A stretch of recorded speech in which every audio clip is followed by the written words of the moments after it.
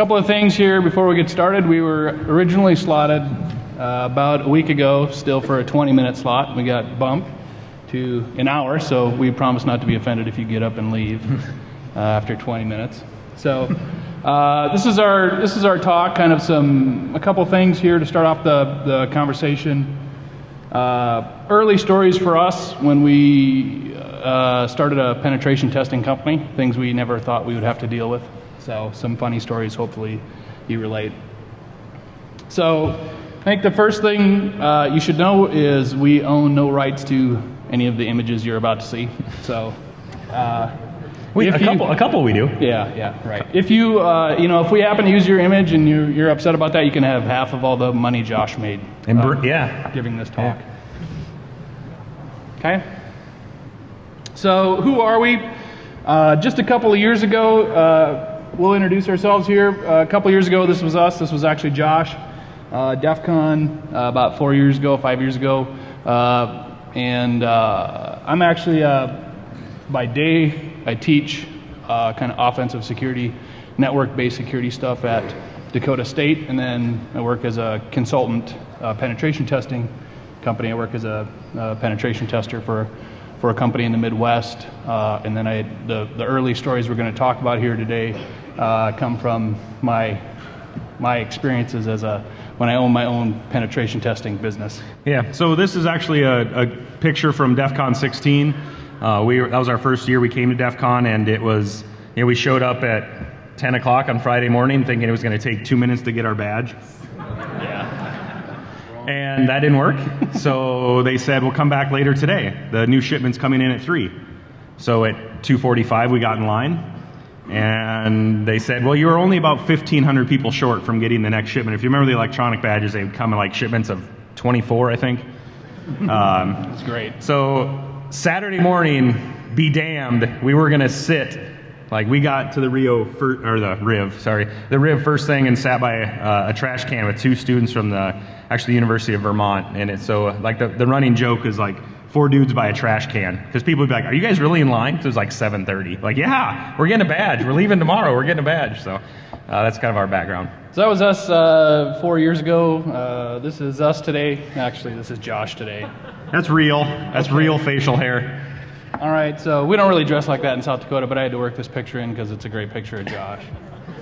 So, so honestly, even if you think our talk is, full of shit, at least you'll get a kick out of our pictures. So, hopefully you enjoy.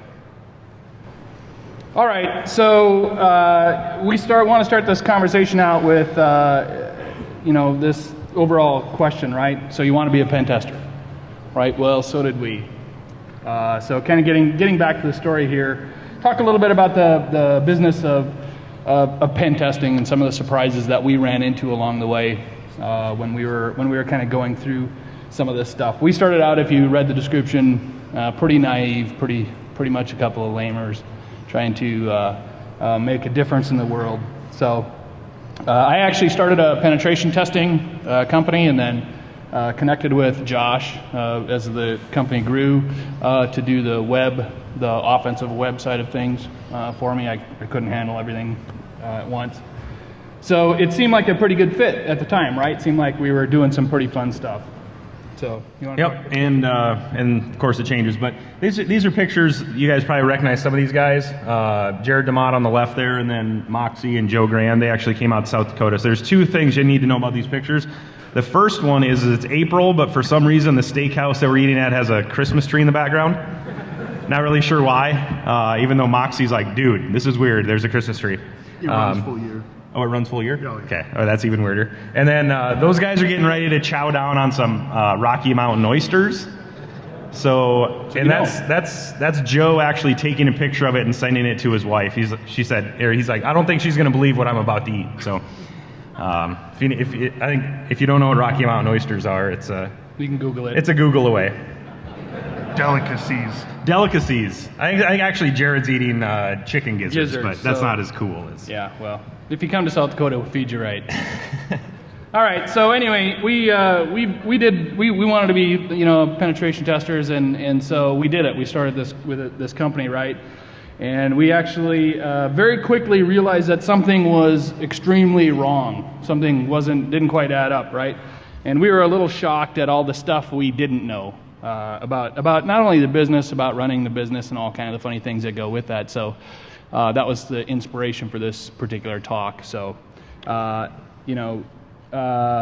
Yeah, so I mean, I think all of us, especially with a technical background, spend your time becoming more technical and learning the latest tools and how to do things, and then you're blindsided by all this, I don't know, BS that you have to deal with, which you guys that have real jobs, I mean, I'm a professor too, so all you guys that have real jobs deal with all the stuff we're about to talk to, even if you're not a pen tester, but if you're a developer or a project manager. If you're a project manager, you're making a lot of this stuff, but... Oh, and then one other thing, this lovely assistant that we have. I'm not sure if anyone's ever had like a Vanna White or like a ring card girl in their talk, but we have one of our students, Mike, is going to help us out today. So hopefully you get a kick out of Mike here in a little bit. So, Mike, that's your cue. Woo!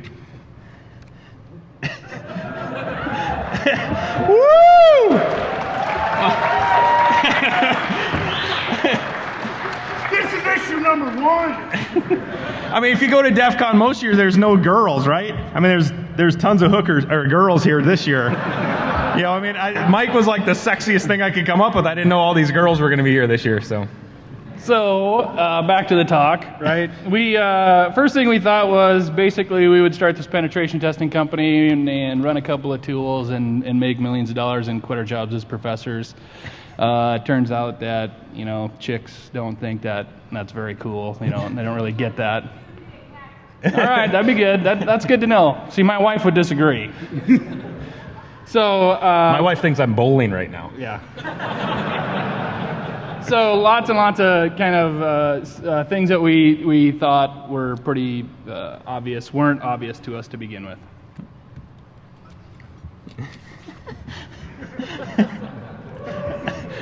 It's going to get better. He's promised it's going to get more sassy as we go. Okay, so like everything, any type of business that you run, this goes across the board.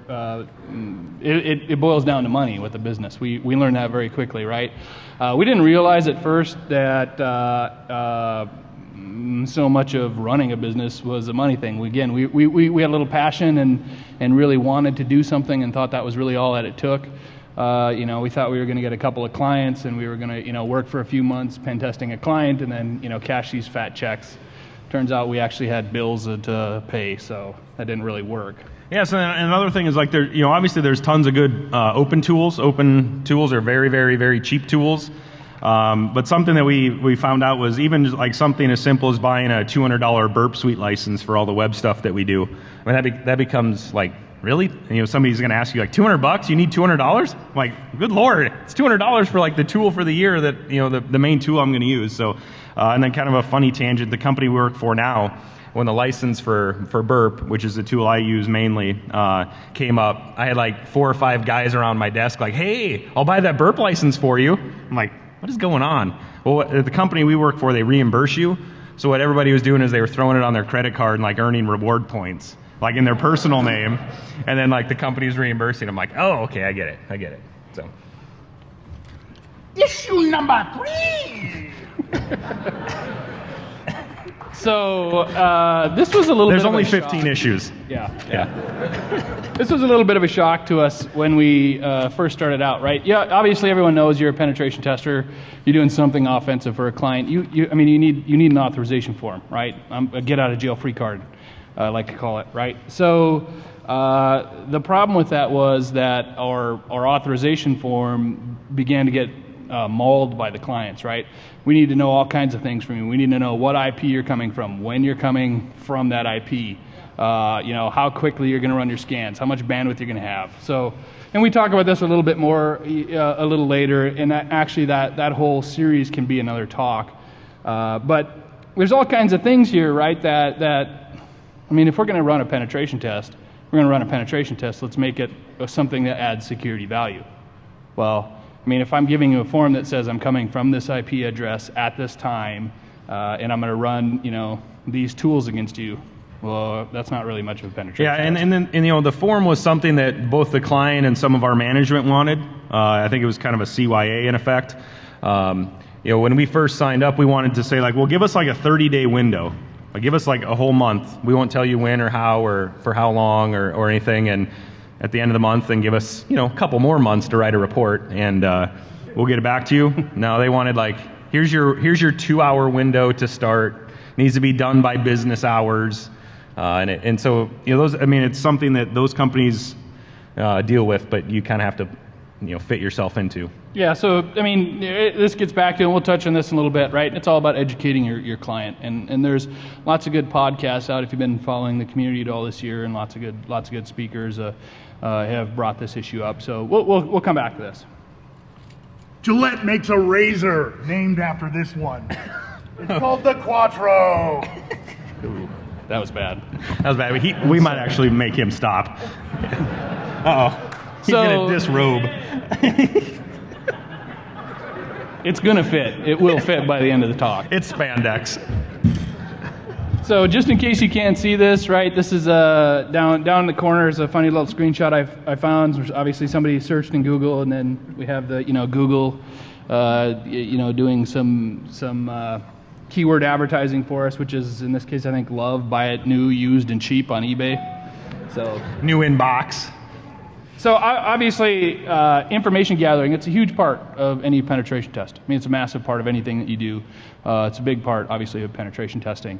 The problem is that it's really hard to explain to people who are all about the bottom line that you're spending, you know, 6 weeks doing recon on a company, because the payback is maybe a root shell, but they don't really get that, right? So you got to be careful here. It's a balancing act. You need to worry about educating people inside your organization about the value of something like this.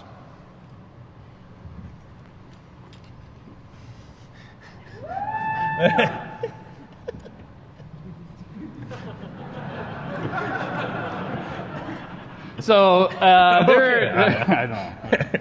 So again, as I mentioned earlier, and I know there's been some great talks, and we've had a number of our clients, you know, who have asked us some pretty ridiculous stuff. If you're a penetration tester, you probably have seen this or experienced this, right? But a lot of people will say, you know what I want? I want a real penetration test. Do me good. Yeah, but don't hit this IP address. Don't go after this box or that service, and stay away from this range during this time, right? All right, that doesn't make any sense. But so obviously it's a bad idea. This is all about educating, which is, I think, again, something we could probably do a whole new talk on, educating your clients about how that's wrong, right? And I think, you know, one that kind of sucks, probably the worst, is, you know, they want what they think is a pen test, but they don't want any exploitation done. So yeah, they want like a vulnerability scan. They want a vulnerability scan or vulnerability assessment. You know, they don't want like the biggest, nastiest thing we can do on the web is a pop-up window with a, you know, stored cross-site script or something, and then you try to explain to them why that's bad, and they're like, well, it's just a pop-up window, right? I mean, things that people were talking about 5 or 6 years ago, and they're like, well, and you're like, well, no, that's proof of concept that we could inject arbitrary, you know, commands, and they got nothing. Yeah. So.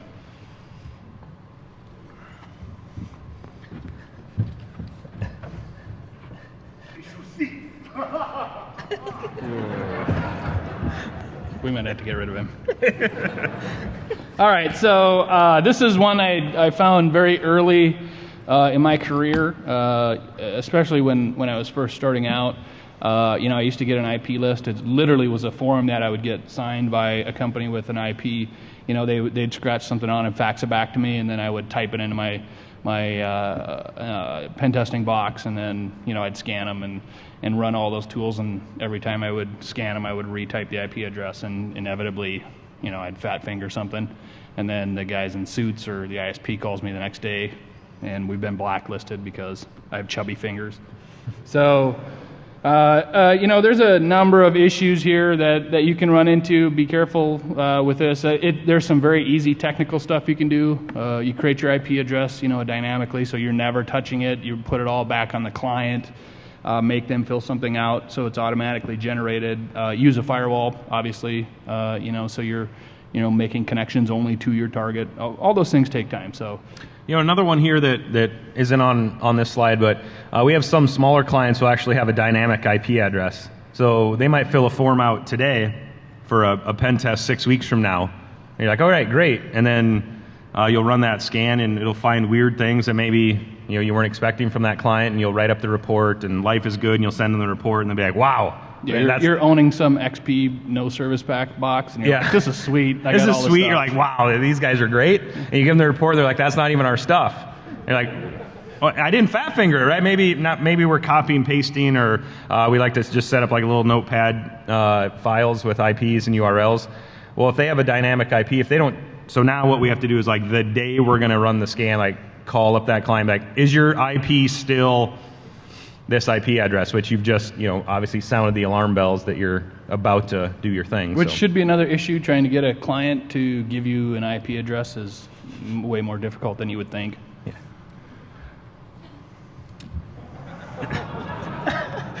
Issue 7! So, are you Bulgarian or? All right. There's all kinds of issues with expectations, right? This runs a gamut. Especially one of the first areas that we ran into this was with the concept of deadlines. People who are maybe not, maybe they know the pen testing process, but from a business standpoint, again, going back to the first one where we deal with budgets who can't spend, an infinite amount of time doing a pen test and gathering information against a target. They're worried more about the bottom line. So deadlines become this kind of huge role. These internal expectations, and then trying to work through this issue with, your management process, kind of becomes a really big deal, right? So. In-house issues? Yeah, so some in-house issues, like you have to know or educate hopefully before they talk, like any sales guys or anybody who's going to talk to a potential client. So, we think we have a pretty good wrangle on like the guys who do sales, the guys and gals who do sales on different levels of scans or pen tests, how long those are going to take, what the report's going to look like, sanitizing a sample report and getting that out to a potential client, and life is good. But what I would urge you to do is anybody in the company could talk to a potential client and say all sorts of goofy things. So it might be a manager, it might be a consultant, might be a financial person in the company that, their uncle owns a company and promises the moon on a pen test or something. Which, it's obviously really easy the first time you talk to that person, say, no, that's not really what we do. But a little bit of education up front, just internally, will help out. So, right. We've had all sorts of things like, huge ranges that somebody has promised to be scanned in a matter of, minutes or hours, which just isn't realistic to even get started. Yeah. And the other one is, like we talked about earlier, wanting more of a vulnerability assessment than a pen test is, walking right up to the line where, even, you have the Metasploit module locked and loaded and ready to fire, and it'll give you a reverse shell, but, the rules of engagement say they actually want no actual exploitation. So you can show them, well, if we would have pushed this button, it would have done something, which, that doesn't strike home with them at all, so.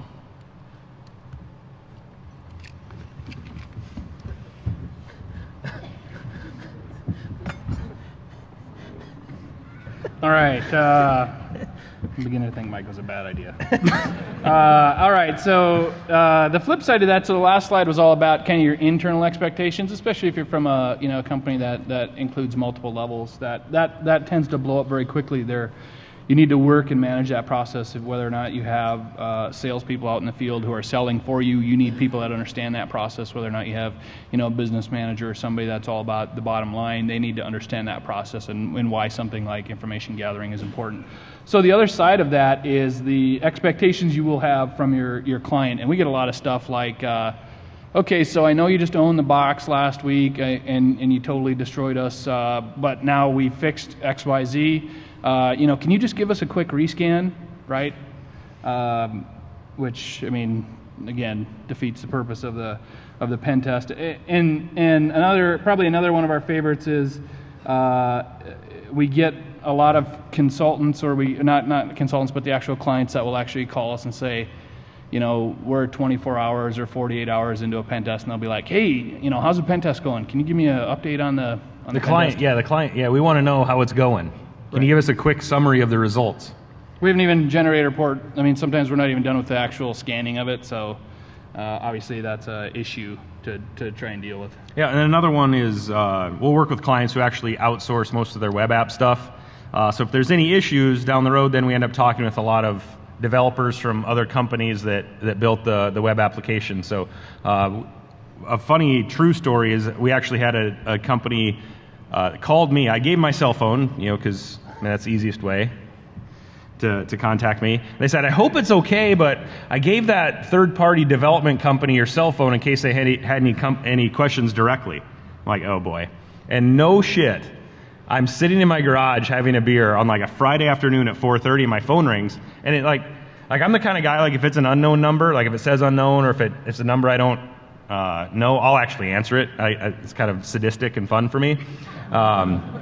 So I opened the beer. I opened my phone and say, this is Josh and blah, blah, blah. And it was this third-party company with like 4 guys just foaming at the mouth around a speakerphone that wanted to talk about this vulnerability I'd found in their web application. So I'm like, okay. So I'm like trying to open a beer and talk on the phone. I'm like, trying to like keep the beer sound down and talk to these people. So that's client expectations are, I'm more than happy to talk to your third-party vendor. You probably shouldn't give them my cell phone number until I tell you it's okay. So.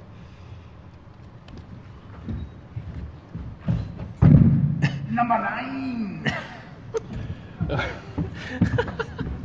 Okay, so I know a lot of us are penetration testers in this room, or you're thinking about being a penetration tester in this room, and so everyone starts at a certain level, right? I guess what I want to say here is I know of very few penetration testers that will write their own custom exploits for everything they do, right? There's lots of good resources. We all know them out on the web, but I also know it's very easy to go out and grab, stuff from the community. And if you don't know how to audit shellcode and you don't know how to audit the exploits that you're looking at, right? Don't be surprised if you end up with giving away an extra shell when you're using someone's work. So be a little careful here. We've hit this issue ourselves. So and I had to check to see if what the shellcode did actually did what you thought it was going to do. And if it did something you weren't, then how do you contact that bank or that insurance company or that school district and say, oh, by the way, I know we weren't supposed to do any actual exploitation, but this shell has spawned up, and here's how you should log in immediately and take care of it. I know it's 4 o'clock on a Saturday afternoon, but yeah. All right. So this next issue is number 10. So this was another one from early on, like the fat fingers that I did myself, which was really fun. This is like the first week on the job. Yeah. So I thought I was uber elite and wrote this whois reverse lookup script and let it rip, and it melted down the switches in the ISP, and we ended up getting a bunch of our stuff banned, and it was not a fun phone call to make. So before you start actually deploying your own work, which kind of goes back to the slide we just had, try to know what you're doing.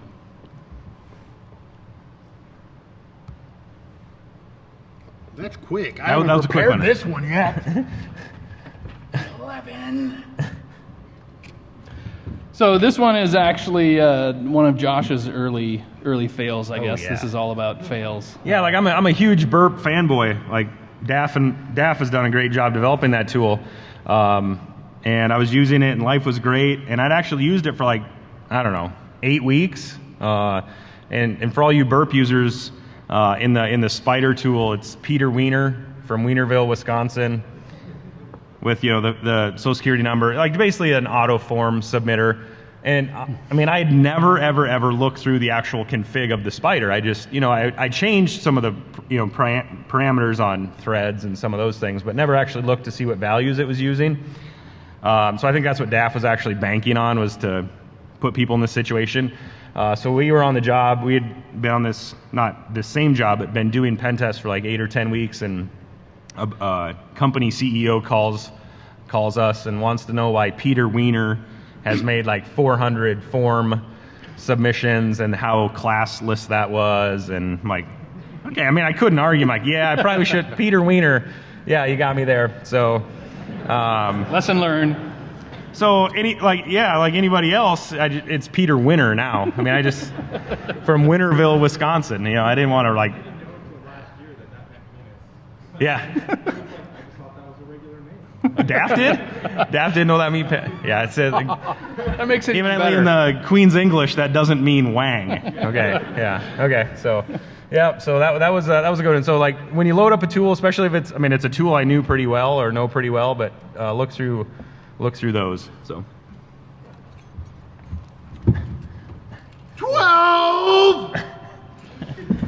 your shirt's coming off, right? Yeah. Okay. Yeah. So this one is obviously one you need to be a little careful of. People tend to recycle a lot of data. I think this is pretty self-evident to everybody in this room, but the people you're going to go back and work with or the people you're going to start a company with, they don't always get this point. So when it comes time for a machine to get recycled or something to be turned over and cash out a little bit of equity on, it's not worth it. All right.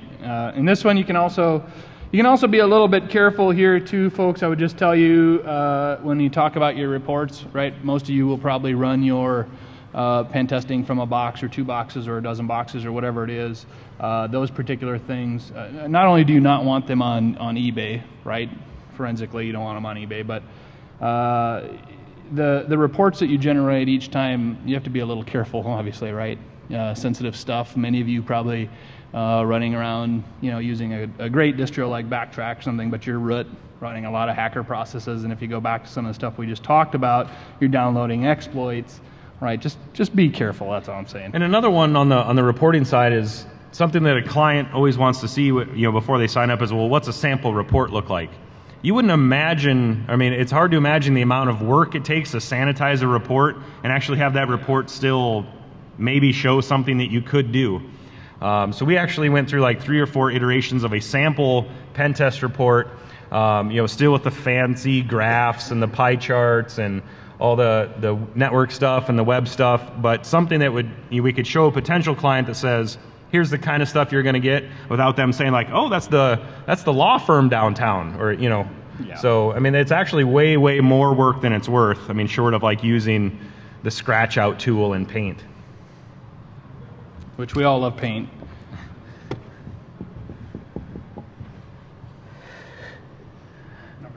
Oh, what do you like that mic not on? Nope. Oh, number 13. AV guys love you. So I've been on both sides of this before I came back to academics, before I started the penetration testing company and became a consultant, pen testing consultant. I was on the defensive side of things. And so this one touches home to me a lot because I was very protective of my networks as a sysadmin, especially as a security labeled sysadmin, right? And so this one you just got to be careful how you present it, but sometimes that's the way it goes. Yeah, and this one, something really great I think for most pen testing firms is to provide some sort of feedback above and beyond the report. I mean, the report is the exhaustive go-to resource at many different levels on that organization. The CEO can read it, the manager can read it, the developers or the network guys can read it. But giving those people the green light and saying, if you want to discuss your reports or your findings, let's do that. And I think that's a great thing. But that's also the time you get the sysadmin or the developer just with sharpened elbows on the other side of the phone, ready to take you down. I mean, that's just part of it. So you have to go into that with trying not to offend them or anything. Oh, this is a kind of a related one, Mike. You can stay down on this one. This one is 13B is actually most. And we do this with the firm we work for now is pen testing our internal systems. So I always call it like working the forbidden speed bag. So just like any sysadmin from another company, your own developers or your own sysadmins will take it really personal if you find something on their systems, or if you put up a snarky pop-up box like this on their web app, and send them the report and ha ha ha, funny, funny, funny. The only difference is instead of being like thousands of miles away on a phone, they like walk around the corner. Be like, what the fuck, man? You know, so like, okay, all right, so yeah, so you can be as snarky as you want with your pop-up boxes. So. Yeah, I think as a side point there, I mean, the point here again is, I mean, you're a PT firm. You should either get another good PT firm to come at you, or make sure, at the very least, make sure you're doing it yourself. All right, so eventually we found out, which we didn't realize. Oh, issue 14. Oh yeah, I was all right. Go ahead. You got something good? Sorry. I don't really have a card for this one, but you know, Did you shave it into your back? I'm not as hairy as you. Okay. Yeah. So, issue 14. Oh, now you're sad. Okay. All right, here we go. So this was a big shock to us, right? We thought, you know, we were going to be these elite hackers and print the money in the basement and do all these fun things. That's all we had to do. It turns out report writing is a massive component to what you do. Yeah. It also sucks. Right, because unlike a lot of the jobs in IT, pen testing, almost everything we do, right, is behind the scenes. And so it's not like a manager can call up and say, you know, give me a metric on how many, you know, lines of code your department wrote today or something like that. I mean, it's a different beast to handle.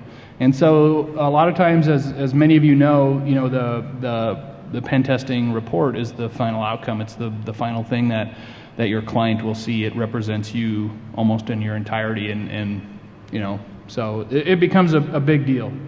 Yeah, so I mean, we've gone everywhere from like writing this thing completely manually, or by us I mean other workers that work with us, to trying to automate that as much as we can, and by we I mean other workers that work for us.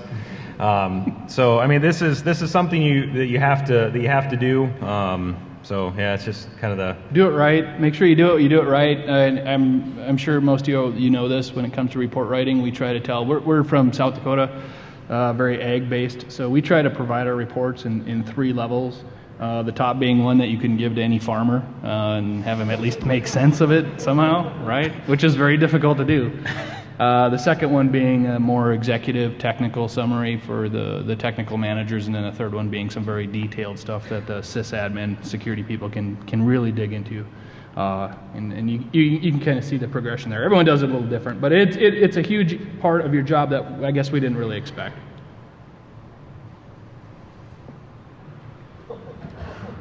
Once again, no card. no card.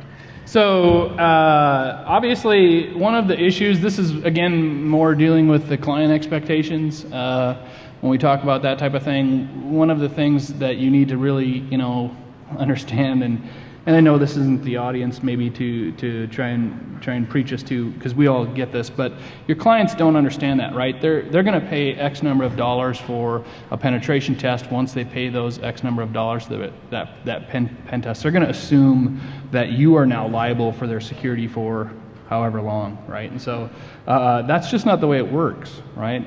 So yeah, and I think another one is, a company might pay a lot of money for a pen test that doesn't do much. You know, it might be some automated tools, a little bit of manual digging around, a little bit of manual prodding, and you know, for them to check the box, that's enough. And you're leaving a lot of goods on the table, a lot of things, a lot of tools, a lot of techniques that you never even got to try. So that's kind of a bummer from your perspective, because you want to dig in and you want to have 90 days with these people and you want to thrash them around a little bit, whereas they want it to, you know, kick off at 4 o'clock on a Thursday, and by Monday they want the report and they want all green check marks and life is good. So yeah, that's a big education thing, is that, you know, we didn't do everything we could or everything we wanted to do. So you're only as secure as the things we did at that moment in time, which wasn't much for very long. Right. So I think probably the biggest takeaway that we had, you know, for us, the big eye opener as people who started a PT business and now work as PT consultants, in all seriousness, was, you know, this concept of the PT that wasn't, I call it, which basically means I'm shocked at the level of education I have to provide to my clients about What you really are asking me for is a vulnerability scan. You want me to, spend a week running some automated tools against you, and then you want to call that a penetration test. But that's not, don't sleep better at night knowing that, because that's not a penetration test, okay? Mm-hmm. So I think that's probably for me the biggest thing that I didn't understand in penetration testing. And I think related to that, a lot of the industries that these companies are in, that does count as a penetration test. If they're a standardized institution, such as a bank or a hospital more and more, they have standards written by non-technical people that say a pen test or a technical experiment against your network and systems means these things. And those 4 check boxes basically add up to a vulnerability assessment or vulnerability scan. It's not a pen test. It's not what any of us would define as a pen test, but that's what the company wants. So I think a lot of times, right, in our case, it's a balancing act for us, to provide what management wants, fighting back against that or pushing back against that, and then also providing, realistic value to the clients. We're not hardcore elite pen testers. There's lots of great people I know in the industry, and I just want to give a couple of heads up. If you're looking for hardcore stuff, look at like Eric from Lair's, Eric Smith. You here? So there's some other guys, Attack Research. I know Josh does some stuff with DAF and Stuttered on Burp Suite. There's lots of really great things out there. Just be educated in how you work and how you get this stuff. And that's all we have. That was a 35-minute, 20-minute talk. Yeah. So if you have questions, we're more than happy to stick around. If you want to get a head start on your next destination, that's perfectly okay. Thanks for coming. Have a good day. Have a good con. Cool.